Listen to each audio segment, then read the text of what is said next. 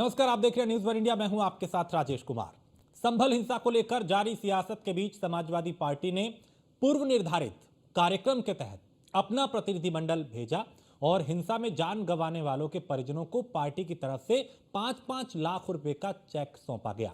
इससे पहले भी सपा नेताओं ने संभल जाने की कोशिश की थी, लेकिन प्रशासन की सख्ती के चलते ऐसा नहीं हो पाया।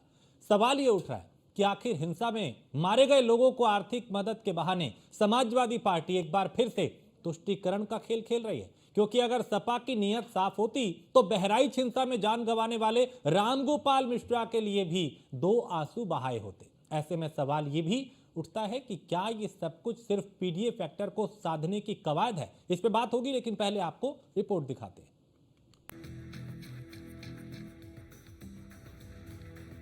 आखिरकार पहुंचा संभल सपा का प्रतिनिधिमंडल। पत्थरबाजों से सपा की हमदर्दी, जिनके निशाने पर थी वर्दी। 24 नवंबर को संभल में जो कुछ हुआ वो सबने देखा। कैसे पुलिस वालों को निशाना बना के पत्थर फेंके गए और फायरिंग की गई। बचाव में पुलिस ने सिर्फ आंसू गैस के गोले छोड़े और हवाई फायरिंग की। बावजूद इसके विपक्ष ने पुलिस को विलेन की तरह पेश करने में कोई कसर नहीं छोड़ी और हिंसा के बाद संभल जाने को बेकरार दिखे। पुलिस की सख्ती के चलते विपक्षी दल संभल तो नहीं पहुंच पाए, लेकिन सियासी ऐलान में कोई कसर नहीं छोड़ी। समाजवादी पार्टी ने मारे गए लोगों के परिजनों को 5-5 लाख रुपए देने का ऐलान कर डाला। अब जबकि संभल शांत है तो सपा का प्रतिनिधिमंडल आंसू बहाने पहुंच गया। माता प्रसाद पांडे के नेतृत्व में पहुंचे इस प्रतिनिधिमंडल में 5 सांसद, 3 विधायक और संभल के जिलाध्यक्ष मौजूद रहे। इसमें सांसद जियाउर रहमान, रुचि वीरा, इकरा हसन, हरेंद्र मलिक और नीरज मौर्य शामिल रहे। विधायकों में इकबाल महमूद, पिंकी यादव और कमाल अख्तर मौजूद रहे। इन लोगों ने अयान, नईम, रोमान, बिलाल और कैब के परिजनों से मुलाकात की। किसी भी बड़ी घटना के बाद सियासी पर्यटन कोई बड़ी बात नहीं, लेकिन संभल को लेकर जिस तरह का बखेड़ा समाजवादी पार्टी ने खड़ा किया, उससे कई सवाल उठना लाजमी है। संभल में समुदाय विशेष के लोगों की मौत पे सपा ने खूब छाती पीटी, जबकि जांच में स्पष्ट था कि किसी की मौत पुलिस की गोली से नहीं हुई। इसके बाद भी समाजवादी पार्टी के सवाल थमे नहीं। एक बार फिर समाजवादी पार्टी ने पुलिस की भूमिका को कटघरे में खड़ा किया है। सवाल उठता है, क्या सपा ने सिर्फ इसलिए राहत राशि दी कि मरने वाले समुदाय विशेष से थे? अगर इस कदम के पीछे सियासत नहीं तो बहराइच में रामगोपाल मिश्रा के लिए सपा ने कोई ऐलान क्यों नहीं किया? क्या राहत राशि देकर समाजवादी पार्टी खुलेआम तुष्टीकरण पर उतर आई है? क्या सपा को सिर्फ समुदाय विशेष के वोटों की फिक्र है, बाकी किसी की नहीं? क्या पीडीए से मिली कामयाबी से सपा मुस्लिम तुष्टीकरण को लेकर उत्साहित है? कुल मिलाके समाजवादी पार्टी ने संभल जाने का ऐलान किया था, जो वो कर चुकी। प्रशासन ने भी इस बार सपा नेताओं को नहीं रोका, लेकिन सवाल बड़ा ये कि महज समुदाय विशेष में सियासी संदेश देने के अलावा इस दौरे से सपा को क्या हासिल हुआ। Bureau report, news one India. और एक वरिष्ठ पैनल हमारे साथ इस पे चर्चा करने के लिए डॉक्टर रोहित सक्सेना, नेता भारतीय जनता पार्टी के, डॉक्टर नितेंद्र सिंह है, प्रवक्ता है समाजवादी पार्टी के, और अभिषेक अहलावत हैं जो कि पॉलिटिकल एक्सपर्ट है। आप सभी का बहुत स्वागत है। और शुरुआत में समाजवादी पार्टी के नेता की तरफ से करूंगा कि नितेंद्र जी, चूंकि प्रतिनिधिमंडल संभल गया, पीड़ितों से मुलाकात की, राहत राशि भी दी 5-5 लाख रुपए का, क्या संदेश समाजवादी पार्टी ने देने की कोशिश की है? चूंकि परसेप्शन एक ये बन रहा है और राजनीति के जानकार ये करने कि आप खुलेआम तुष्टीकरण की राजनीति पे उतर आए। राजेश जी, जो लोग इस तरीके की बातें कर रहे हैं कि हम लोग तुष्टीकरण की बात कर रहे हैं, वो शायद या तो नासमझ है, वो या तो आपके चैनल के माध्यम से, रिपोर्ट के माध्यम से देश को गुमराह कर रहे हैं। वो ये क्यों नहीं बताते हैं कि जब मनीष गुप्ता को उत्तर प्रदेश की पुलिस गोरखपुर में होटल में सोते हुए कमरे में जाकर के पीट पीट के मार देती है, तो आदरणीय हमारे राष्ट्रीय अध्यक्ष अखिलेश यादव जी उसके घर भी जाते हैं और उसके परिवार को भी राहत देने का काम करते हैं। तो क्या मनीष गुप्ता मुसलमान थे इसलिए उसके घर गए थे? या जब तिलकपुर में ब्राह्मण की हत्या होती है तो वहां पर जाकर के आदरणीय अखिलेश यादव जी देते हैं। जब दिवाकर की हत्या होती है तो दिवाकर को भी राहत राशि देने का काम करते हैं। जालौन में बलात्कार पीड़िता की मदद की जाती है, कन्नौज में मदद की जाती है। तो पूरे प्रदेश में सब जगह अगर कोई पीड़ित है तो उसकी मदद समाजवादी पार्टी करती। कानपुर में बहुत सारे ऐसे उदाहरण है।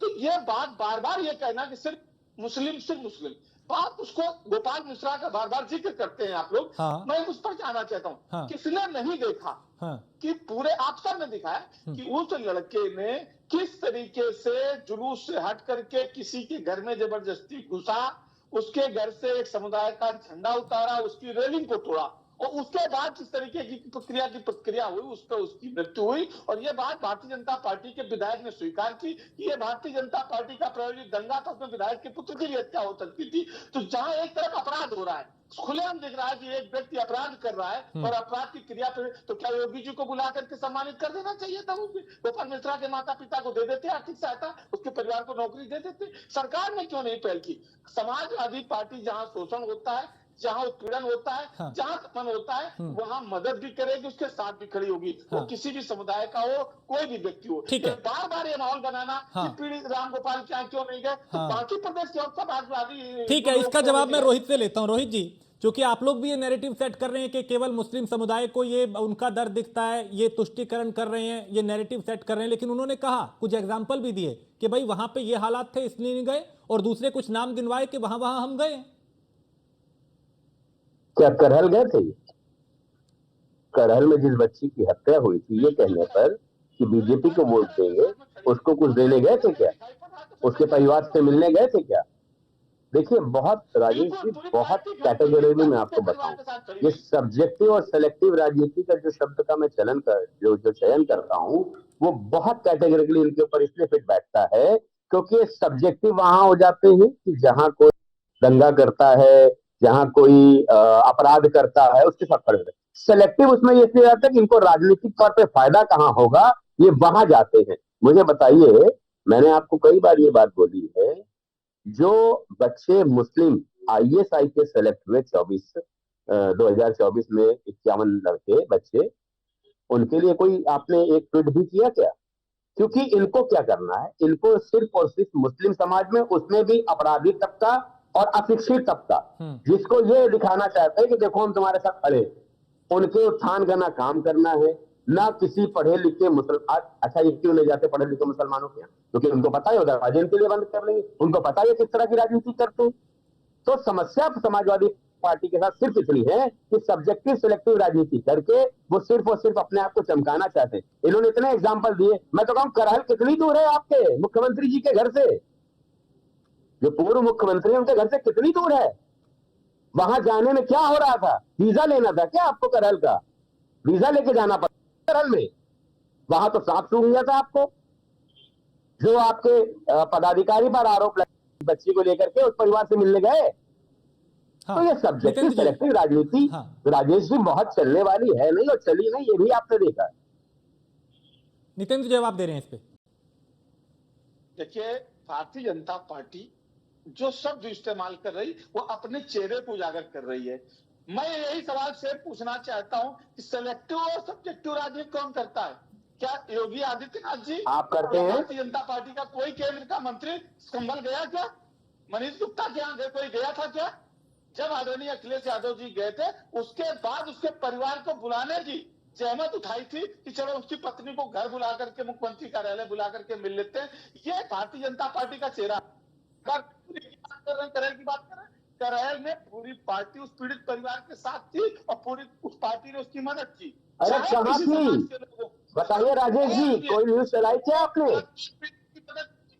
कोई नोटिफिकेशन आया आपके पास? कोई इंटीमेशन आया?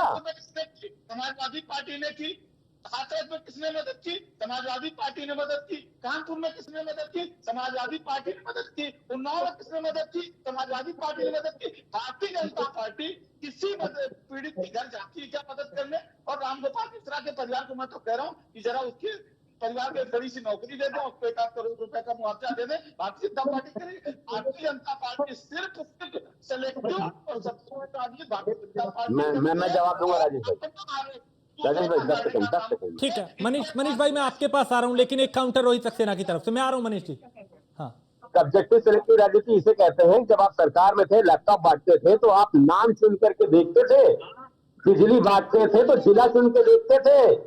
और आप सही कह रहे हैं, आपने 2 नाम बताना भूल गए। आप अतीक के साथ भी खड़े थे, आप मुख्तार के साथ भी खड़े थे, उनके नाम क्यों नहीं बताया? मुख्तार के तो दाह संस्कार में भी गए थे, बहुत साधु संत व्यक्ति था ना वो। अतीक के साथ आप खड़े थे, उसको विधायकी, सांसदी सबको लड़ा दिया आपने।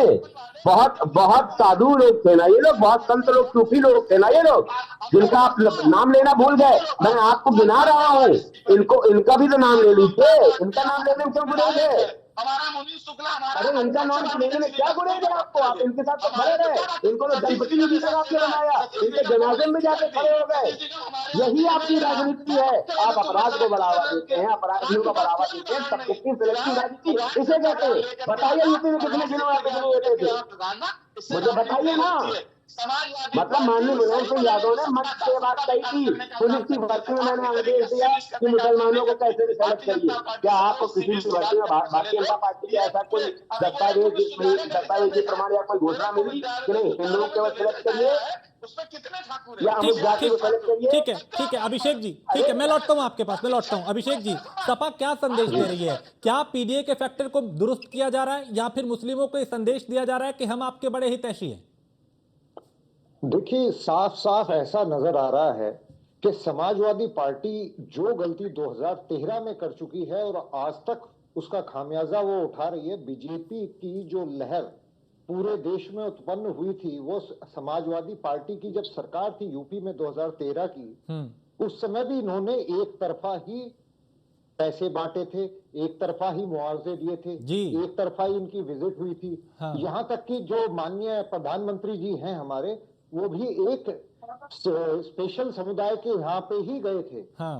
उसका परिणाम ये हुआ कि आज की तारीख में बीजेपी को कोई हिलाने वाला है नहीं यूपी में और भारत में भी।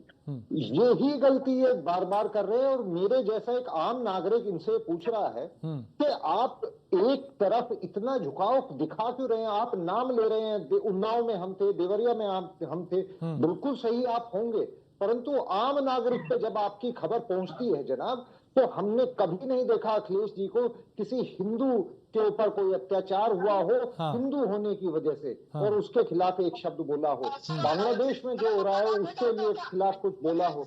ये क्षमा चाहता हूं मैं, आप अपनी जमीन खुद छोड़ रहे हैं, सिर्फ एक माइनॉरिटी पॉपुलेशन के ऊपर आप मेजोरिटी गवर्नमेंट बनाने की उम्मीद रख रहे हैं। मैं अफसोस के साथ आपको बताना चाहता हूँ नितिन जी, आप सम्मानित आदमी हैं, मेरी बात बड़ा ध्यान से सुनिए। अखिलेश जी को समझना चाहिए कि केवल अकलियत के दम पे, माइनॉरिटी के दम पे वो कभी वापस नहीं आ पाएंगे। और ये उनके जो फैसले हैं, उनके सारे सांसद, उनके सारे विधायक केवल पत्थरबाजों के घर जा रहे हैं।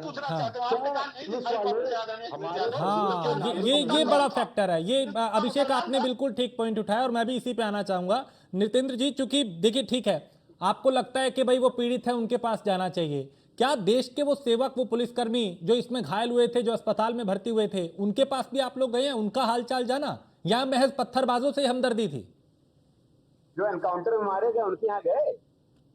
नितेंद्र जी, राजेश जी, मैं सिर्फ ये बात कह रहा हूँ कि अभी अभिषेक जी ने बार बार ये बात उठाई कि मुसलमानों के यहाँ जाते हैं तो दिखाई पड़ते हैं, अदर्स के यहाँ नहीं दिखाई पड़ते। मेरा पहले तो इस पर जवाब है कि क्या आपने अंधभक्ति का चश्मा इतना पहन लिया है कि मनीष गुप्ता आपको दिखाई नहीं पड़ा था?